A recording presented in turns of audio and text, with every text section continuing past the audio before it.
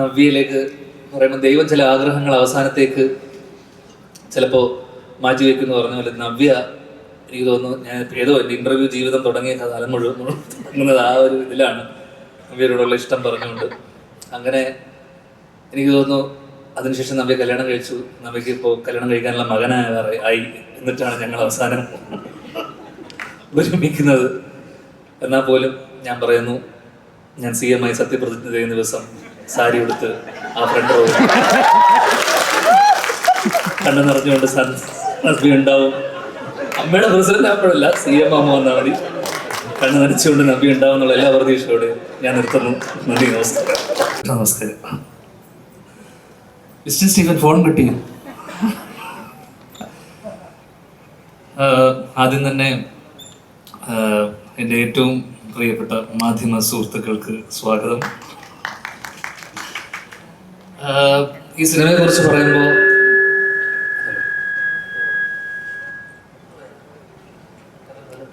Hello okay.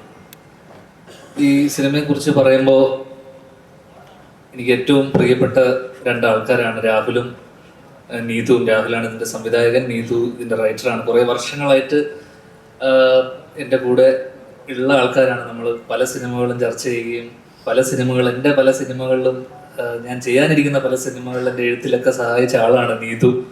അപ്പോൾ വർഷങ്ങളായിട്ടുള്ള ബന്ധമാണ്. ഒരു സഹോദരനെ പോലെയാണ് രാഹുലും. നീതു ആയിക്കോട്ടെ ഒരു സഹോദരിയെ പോലെയാണ്. അപ്പോൾ അവരുടെ ആദ്യത്തെ സിനിമ എന്ന് പറയുമ്പോൾ എനിക്ക് വളരെ വളരെ വളരെ പ്രിയപ്പെട്ടതാണ്. ഒപ്പം ഇതിൽ അഭിനയിക്കുന്നത് ഈ മോഷൻ പോസ്റ്റിലൂടെ മനസ്സിലാക്കണം, ഒരു ഹൊറർ ജോണറിൽ പെടുന്നൊരു സിനിമയാണ്. അപ്പം ഹീറോ ഒന്നുമല്ല, പക്ഷേ ഉർവശി ചേച്ചിയും നവ്യയുടെയും കൂടെ ഒരു ചെറിയ വേഷം ഇതിൽ ചെയ്യുന്നു എന്നുള്ളതാണ് ഇതിലെ പ്രധാന കാര്യം.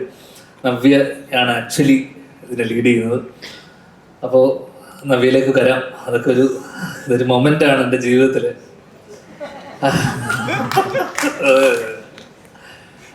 അപ്പോൾ ഇത് ഗഫൂർക്ക ഇതിൻ്റെ പ്രൊഡ്യൂസറാണ്, കോ പ്രൊഡ്യൂസേഴ്സ് ആയിട്ടുള്ള ആൾക്കാർ. ഇവരൊക്കെ വർഷങ്ങളായിട്ടുള്ള ബന്ധവും പരിചയമാണ്. അപ്പോൾ എന്തായാലും കാസ്റ്റിൽ ഉൾപ്പെടുന്ന ആൾക്കാരൊക്കെ ബാക്കി നവ്യ കഴിഞ്ഞു കഴിഞ്ഞാൽ ഉർവശി ചേച്ചി, റോണി ചേട്ടൻ, ഇവിടെ എത്തിച്ചേരാൻ പറ്റാത്ത സിദ്ധാർത്ഥ് വരദൻ, മധുചേട്ടൻ, വിഷ്ണു, അങ്ങനെ വളരെ മിസ് ചെയ്തു പോയോ? ഇല്ല, ഇത്രയും ആൾക്കാർ. അത്യാവശ്യം തിരക്കേടില്ലാത്തൊരു കാസ്റ്റും ക്രൂ ആണ്. ടെക്നീഷ്യന്മാരൊക്കെ എനിക്ക് പരിചയം, കുറച്ച് പേര്. ക്യാമറമാനൊക്കെ ചെന്നൈയിൽ നിന്നല്ലേ. അപ്പോൾ മ്യൂസിക് അരുൺ ഇല്ലേ? അരുൺ ആണ് ഇതിൻ്റെ മ്യൂസിക്. അപ്പോൾ എന്തായാലും തിരക്കേടില്ലാത്തൊരു സിനിമയായിരിക്കും എന്ന് വിചാരിക്കുന്നു. എടുത്തു പറയേണ്ട കുറച്ച് ആൾക്കാരുണ്ട്. ഈ നമ്മൾ ക്ഷണിച്ചിട്ട് വന്ന കുറച്ച് ആൾക്കാരുണ്ട്. അതിൽ അവരോടുള്ള നന്ദി പറച്ചിലാണ് ഇനി അടുത്തുള്ളത്. അതിൽ പ്രധാനമായിട്ട് പറയാനുള്ളത്, കഴിഞ്ഞ ദിവസം ഒരു സിനിമ കാണാനിടയുണ്ടായി. ആ സിനിമയിൽ എനിക്ക് പരിചയമില്ലാത്തതും എനിക്കറിയാത്തതുമായിട്ടുള്ള പല കാര്യങ്ങളും ആ സിനിമയിലൂടെ പഠിക്കാൻ പറ്റി, അറിയാൻ പറ്റി. എൻ്റെ ദുഃഖത്തിലും സന്തോഷത്തിലൊക്കെ പങ്കുചേർന്ന വർഷങ്ങളായിട്ട് കൂടെയുള്ള ഒരാളാണ്. ആ സിനിമ സ്പാ. അതിനെ അഭിനയിച്ച ആള് മേജർ രവി. പോയോ? എന്നോട് നിർബന്ധിച്ച് കാണാൻ പറഞ്ഞതാണ് കുടുംബത്തോടൊപ്പം. ഞാൻ കുടുംബത്തോടൊപ്പം ഇരുന്ന് ആ പടം കണ്ടു തുടങ്ങി. പിന്നെ നിർബന്ധിച്ചു. ഞാൻ കണ്ടു. അറിയാത്തതും അറിയാൻ പാടില്ലാത്ത പല കാര്യങ്ങളും അതിൽ അറിയാനുണ്ടായിരുന്നു, മനസ്സിലാക്കി. അതിൽ എനിക്ക് കണ്ടതിൽ അടുത്ത കാലത്ത് കഴിഞ്ഞൊരു 10 വർഷത്തിൽ ഏറ്റവും മാസ് ഒരു ഇൻട്രോ അല്ലെങ്കിൽ എൻട്രി ഞാൻ കണ്ടതിൽ, തിയേറ്ററിലായിരുന്നു ഞാൻ ചിലപ്പോൾ ഇറങ്ങി എഴുന്നേറ്റ് കൈയടിച്ചു പോയത്. ഇവിടെ മൈനേഴ്സിന് ഇതില്ല എന്ന് പറയുമ്പോൾ ഒരു വെടിശബ്ദത്തോടുകൂടി മേജർ അങ്കിളുടെ ഒരു എൻട്രി ഉണ്ടായിരുന്നു. അത് ഗംഭീരം എന്നല്ലാതെ എനിക്ക് അതിനപ്പുറം ഇല്ല. നിർബന്ധിച്ച് കാണിപ്പിച്ചുകൊണ്ട് ഞാനിത് പറഞ്ഞേ പറ്റൂ. Thank you for coming. അടുത്തതായിട്ട് പടം കണ്ടല്ലേ? പടം കണ്ടു. ഒരു ഹാപ്പി സന്തോഷമുണ്ട് അവിടെ. ഹാപ്പി എൻഡിങ്, ഒരു സന്തോഷം. പടം കണ്ടു. സ്റ്റീവൻ പടം കണ്ടു. അടുത്തതായിട്ട് എടുത്തു പറയേണ്ട ഒരാള്, 2019 ഞാനും അജുവും വിശാഖും കൂടെ നിർമ്മിച്ച സിനിമ, ഞാൻ ഡയറക്റ്റ് ചെയ്ത ലവ് ആക്ഷൻ ഡ്രാമ ഇറങ്ങൂല എന്നുള്ളൊരു അവസ്ഥ ഉണ്ടായിരുന്നു. എനിക്ക് തോന്നുന്നു ഒരു 2 ദിവസം മുന്നേ വരെ, തലേ ദിവസം വരെ പ്രശ്നമായിരുന്നു അല്ലേ? അങ്ങനെ ഞങ്ങൾ വൈകുന്നേരങ്ങളിൽ പലപ്പോഴും ഒത്തുകൂടാറുള്ള സമയത്ത് ഞങ്ങൾ വളരെ നന്ദിയോടെ സ്മരിക്കുന്ന ഒരാളാണ് സന്ദീപേട്ടൻ. കാരണം എൻ്റെ പ്രശ്നം പറ്റിയെന്ന് വെച്ച് കഴിഞ്ഞാൽ ആ പടത്തിലൊരു ആനിമൽ സർട്ടിഫിക്കറ്റ്, ഞങ്ങൾ 2-3 പട്ടികളെ ഷോർട്സ് ഇട്ടപ്പോൾ അതിൽ സർട്ടിഫിക്കറ്റ് വേണമായിരുന്നു ഇതിന് വേണ്ടിയിട്ട്. അത് ഡൽഹിയിൽ പോയിട്ട് വേണം ആ സർട്ടിഫിക്കറ്റ് എടുക്കാൻ. അങ്ങനെ സന്ദീപ് ഏട്ടൻ അന്ന് ഇറങ്ങി പുറപ്പെട്ടില്ലായിരുന്നെങ്കിൽ അന്ന് ആ സിനിമ ഇറങ്ങില്ലായിരുന്നു. കാരണം എന്ന് വെച്ച് കഴിഞ്ഞാൽ അന്ന് ഞങ്ങളുടെ കൂടെ മത്സരിച്ച സിനിമകൾ എന്ന് പറയുന്നത് ഒന്ന് ലിസ്റ്റിൻ സ്റ്റീഫൻ്റെ ബ്രദേഴ്സ് ഡേ, മണിൻ രാജുവങ്ങളുടെ ഫൈനൽസ്, പിന്നെ അതോടൊപ്പം തന്നെ ആന്റണി ചേട്ടൻ്റെ ലാൽ സാറിൻ്റെ ഇട്ടിമാണ്. സന്ദീപ് ഏട്ടൻ ലിസ്റ്റിൻ സ്റ്റീഫനോടുള്ള വെറുപ്പ് കൊണ്ടാണെന്ന് തോന്നുന്നു സന്ദീപ് ഏട്ടൻ ഇറങ്ങി പുറപ്പെട്ടു. എന്താണെന്ന് അറിയില്ല, സന്ദീപ് ഏട്ടൻ ഡൽഹിയിലേക്ക് പോകുന്നു, ഞങ്ങൾക്ക് വേണ്ടി സർട്ടിഫിക്കറ്റ് ഒപ്പിച്ചു തരുന്നു. ഒരേ കമ്മിറ്റിയിലുള്ള ഒരേ അസോസിയേഷനിലെ ആൾക്കാർക്കിടയിലുള്ള എന്തോ പ്രശ്നം കൊണ്ടാവാം സന്ദീപ് ഏട്ടൻ ഞങ്ങൾക്ക് വേണ്ടി അത് ചെയ്തു തന്ന സന്ദീപ് ഏട്ടനെ ഈ അവസരത്തിൽ, ഈ വേളയിൽ വളരെ നന്ദിയോടെ സ്മരിക്കുന്നു. അടുത്തതായിട്ട് എടുത്തു പറയേണ്ട ഒരാള് എന്ന് പറയുന്നത് എൻ്റെ മെന്ററും എൻ്റെ ജീവിതത്തിൽ എൻ്റെ ഏറ്റവും പ്രിയപ്പെട്ട എൻ്റെ സുഹൃത്ത്, എൻ്റെ പാർട്ട്ണർ, എൻ്റെ വഴികാട്ടി, നിങ്ങൾ തന്നെ, ഇപ്പോഴത്തെ പവർ ഗ്രൂപ്പിൻ്റെ തലവനുമായ ശ്രീ അജു വർഗീസ്. ഒരുപാട് കാര്യങ്ങൾ പറയണം. അതിൽ പ്രധാനമായിട്ടുള്ള കാര്യം, ഞാൻ കഴിഞ്ഞ ഒരു 2 മാസം പിന്നെ ഈയിടെയായിട്ട് സിനിമ കുറച്ച് കുറയ്ക്കുകയും സ്റ്റേജ് ഷോയിലാണ് ഫോക്കസ് ചെയ്യുന്നത്. സ്റ്റേജ് ഷോ, പരസ്യം, അങ്ങനെയുള്ള പരിപാടികൾ. അങ്ങനെ സ്റ്റേജ് ഷോയിൽ വേണ്ടിയിട്ട് ഞാൻ ഓസ്ട്രേലിയയിലിരിക്കെ എനിക്കൊരു ഫോൺ കോൾ വരുന്നു. അതിന് മുന്നേ തന്നെ ഇടയ്ക്ക് എന്നെ വിളിച്ചിട്ട് ഇങ്ങനെ കുറച്ച് കാര്യങ്ങൾ പറയാറുണ്ടായിരുന്നു. അപ്പോൾ അതിനോട് മുന്നേ എന്നോട് പറഞ്ഞു, വിജയ്, തമിഴ്നാടൻ വിജയ് CM ആയപ്പോൾ ഞാൻ തീരുമാനിച്ചു അടുത്തൊരു 15 വർഷത്തിലേക്ക് CM ആവാം എന്നുള്ളൊരു തീരുമാനം എടുത്തിരിക്കുകയാണ്. എന്നെ അജു വിളിച്ച് പറയുന്നത്, നീ ആദ്യം CM ആവണ്ട, അതിനു മുന്നേ ഇതൊക്കെ പറഞ്ഞതല്ലേ, നീ CM ആവണ്ട, അതിനു മുന്നേ അതിന് ഒരു ബേബി സ്റ്റെപ്പ് എന്നുള്ള രീതിയിൽ ആദ്യം അമ്മയുടെ പ്രസിഡന്റ് ആവാം നമുക്ക്. അമ്മയുടെ പ്രസിഡന്റ് ആയതിനു ശേഷം നമുക്ക് 15 വർഷത്തിനുള്ളിൽ നമുക്ക് ചാരിറ്റി ഒക്കെ ചെയ്യണം, ആൾക്കാരെ പറ്റിക്കാൻ, കണ്ണിൽ പൊടിയിടാൻ ചാരിറ്റി ഒക്കെ ചെയ്തു വിജയ് ചെയ്ത പോലെ. എന്നിട്ട് നമുക്ക് പതിയെ CM ആവാം. ആദ്യം അമ്മയുടെ പ്രസിഡന്റ് ആയതിനു ശേഷം CM ആവാം.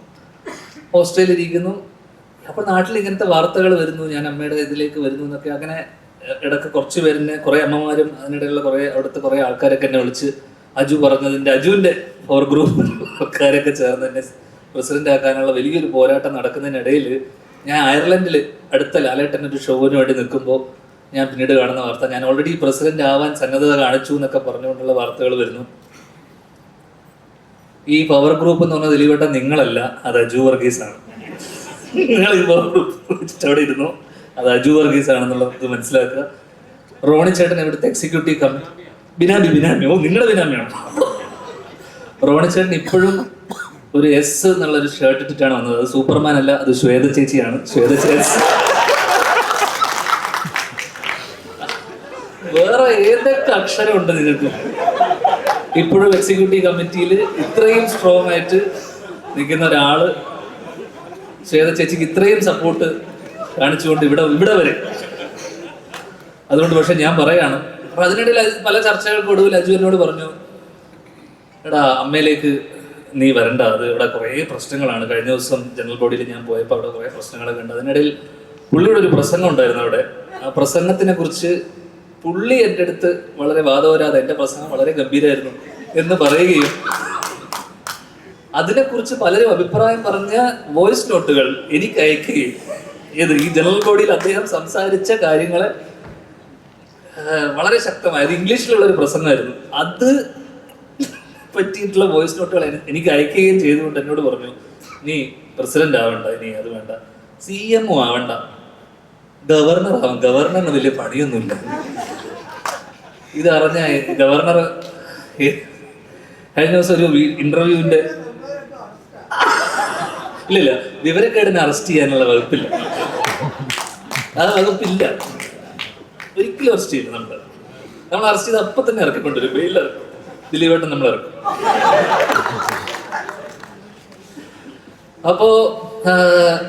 അപ്പൊ ഞാനിപ്പോ ഇവിടെ പറയാൻ വിചാരിച്ച സാധനം എന്ന് വെച്ചാൽ, ഒരിക്കലും അതിനിടയിൽ എൻ്റെ അമ്മ എന്നോട് പറഞ്ഞു, മോനെ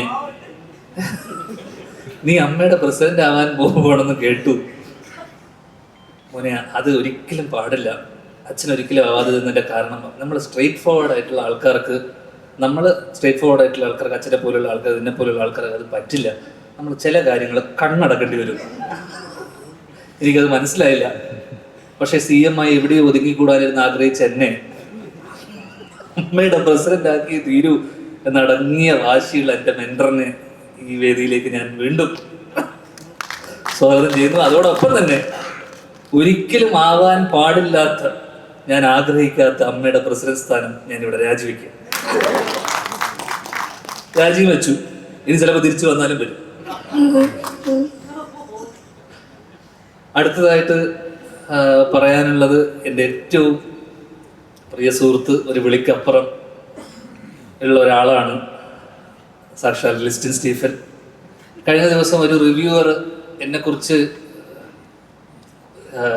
റിവ്യൂവർ എല്ലാവർക്കും അറിയാം, അശ്വന്ത്, എന്നെക്കുറിച്ച് പറഞ്ഞ കുറച്ച് കാര്യങ്ങൾ കേട്ട് എന്നെ രാവിലെ, ഉച്ചയ്ക്ക്, വൈകുന്നേരം അങ്ങനെ 3 തവണ വിളിച്ചു. ലിസ്റ്റിൻ സ്റ്റീഫൻ വിളിക്കണമെങ്കിൽ എന്തോ ഒരു കാര്യമുണ്ടല്ലോ എന്ന് അറിഞ്ഞ് ഞാൻ ഫോൺ എടുത്തപ്പോൾ അളിയനെക്കുറിച്ച് ഒരാൾ നല്ലത് പറഞ്ഞു എന്ന് പറഞ്ഞ സന്തോഷത്തിൽ അദ്ദേഹം ആനന്ദാശ്രു ഒഴിച്ചു. കാരണം ഒരു പൊട്ടനെ പറ്റി വേറെ ഏതോ ഒരു മരപ്പൊട്ടൻ പറയുകയാണെന്നുള്ള സന്തോഷമായിരുന്നു ലിസ്റ്റിൻ സ്റ്റീഫന്റെ ഉള്ളിൽ എന്ന് എനിക്കത് മനസ്സിലാക്കാനുള്ള ബുദ്ധി എനിക്കുണ്ട്. ഈയിടെയായിട്ട് അദ്ദേഹം സിനിമ, അപ്പം ഞാൻ ചോദിച്ചു, അളിയൻ സിനിമയൊന്നും പ്രൊഡക്ഷനൊന്നും ചെയ്യുന്നില്ലേ എന്ന് ചോദിച്ചപ്പോൾ ഇല്ല, ഞാനൊരു ചെറിയ ബ്രേക്ക് എടുത്തിരിക്കുകയാണ് അളിയൻ, ഞാനിപ്പോൾ അടുത്ത കാലത്ത് തിയേറ്റർ വ്യവസായത്തിലേക്ക് പുള്ളി ഫോക്കസ് ചെയ്യുകയാണെന്നുള്ള കാര്യം ഞാൻ പിന്നീട് അറിഞ്ഞു അതിനുശേഷം. പക്ഷെ എനിക്ക് പറയാനുള്ള കാര്യം അത് വലിയൊരു മണ്ടത്തരമാണെന്ന് എനിക്ക് തോന്നുന്നു. കാരണം എല്ലാ വർഷവും ഇപ്പം സിനിമയുടെ എണ്ണം കുറഞ്ഞു. എല്ലാ വർഷവും 5ഉം 10ഉം സിനിമ എഴുതുന്ന ലിസ്റ്റിൻ സ്റ്റീഫന്റെ സിനിമകളാണ് അദ്ദേഹത്തിന്റെ തിയേറ്ററിൽ തന്നെ ഓടിച്ച് കളിച്ചുകൊണ്ടിരുന്നത്. ഇപ്പൊ സിനിമ ഇല്ലാത്തതുകൊണ്ട് തിയേറ്റർ വ്യവസായത്തിന് ചെറിയ കേടുപാട് പറ്റിയിട്ടുണ്ടെന്ന് പറഞ്ഞു. അതുകൊണ്ട് തന്നെ നിങ്ങൾ വീണ്ടും മകനെ മടങ്ങി വരൂ, പ്രൊഡക്ഷനിലേക്ക് തിരിച്ചു വരൂ, നിങ്ങളുടെ സിനിമകൾ നിങ്ങൾ തന്നെ തിയേറ്ററിലേക്ക് ഓടിക്കൂ എന്നുള്ള അഭ്യർത്ഥനയും കൊണ്ട് ലിസ്റ്റിൻ സ്റ്റീഫനെയും ഈ പരിപാടിയിലേക്ക് സ്വാഗതം ചെയ്യുന്നു. അടുത്തതായിട്ട് last but the not the least എന്ന് പറഞ്ഞ പോലെ 2 പേരുണ്ട്. അവരില്ല 2 പേരെ കുറിച്ച് പറഞ്ഞേ പറ്റുള്ളൂ. ദിലീപേട്ടനും നവ്യയും. അതിൽ പ്രധാനമായിട്ടും ദിലീപേട്ടൻ ഒന്നുമില്ല.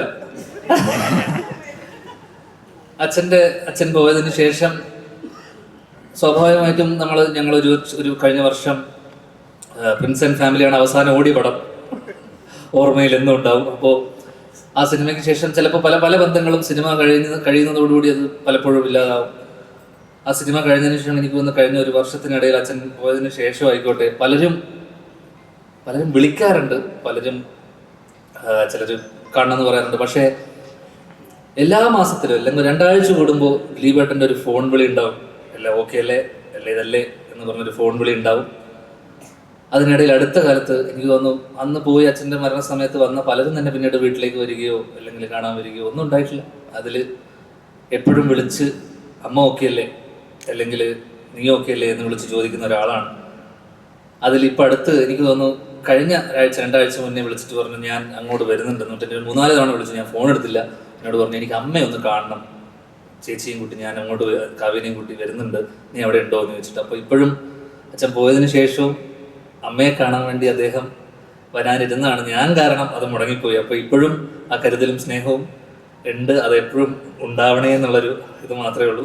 ഒരുപാട് സന്തോഷം. ഇങ്ങോട്ട് ഞാൻ വിളിച്ചപ്പോൾ, ഞാൻ ഞാനാണ് വിളിച്ചതിന് ഒരുപാട് വിളിച്ചപ്പോൾ തന്നെ ഓടി വന്നതിന് ഒരുപാട് സന്തോഷവും നന്ദി അറിയിച്ചു കൊടുക്കുന്നു. ലാസ്റ്റ് വീണ്ടും നവ്യയിലേക്ക് പറയുമ്പോൾ ദൈവം ചില ആഗ്രഹങ്ങൾ അവസാനത്തേക്ക് ചിലപ്പോൾ മാറ്റിവെക്കുന്നു പറഞ്ഞ പോലെ നവ്യ എനിക്ക് തോന്നുന്നു ഞാൻ ഏതോ എൻ്റെ ഇൻ്റർവ്യൂ ജീവിതം തുടങ്ങിയ കാലം മുഴുവൻ തുടങ്ങുന്നത് ആ ഒരു ഇതിലാണ്, നവ്യയോടുള്ള ഇഷ്ടം പറഞ്ഞുകൊണ്ട്. അങ്ങനെ എനിക്ക് തോന്നുന്നു അതിനുശേഷം നവ്യ കല്യാണം കഴിച്ചു. നവ്യക്ക് ഇപ്പോൾ കല്യാണം കഴിക്കാനുള്ള മകനായി എന്നിട്ടാണ് ഞങ്ങൾ അവസാനം ഒരുമിക്കുന്നത്. എന്നാൽ പോലും ഞാൻ പറയുന്നു, ഞാൻ CM ആയി സത്യപ്രതിജ്ഞ ചെയ്യുന്ന ദിവസം സാരി എടുത്ത് ആ ഫ്രണ്ട് റോ കണ്ണു നിറഞ്ഞുകൊണ്ട് നവ്യ ഉണ്ടാവും. അമ്മയുടെ പ്രസിഡന്റ് ആപ്പോഴല്ല, CM ആകുമ്പോൾ വന്നാൽ മതി. കണ്ണു നനച്ചുകൊണ്ട് നവ്യ ഉണ്ടാവും എന്നുള്ള എല്ലാ പ്രതീക്ഷയോടെ ഞാൻ നിർത്തുന്നു. നന്ദി, നമസ്കാരം.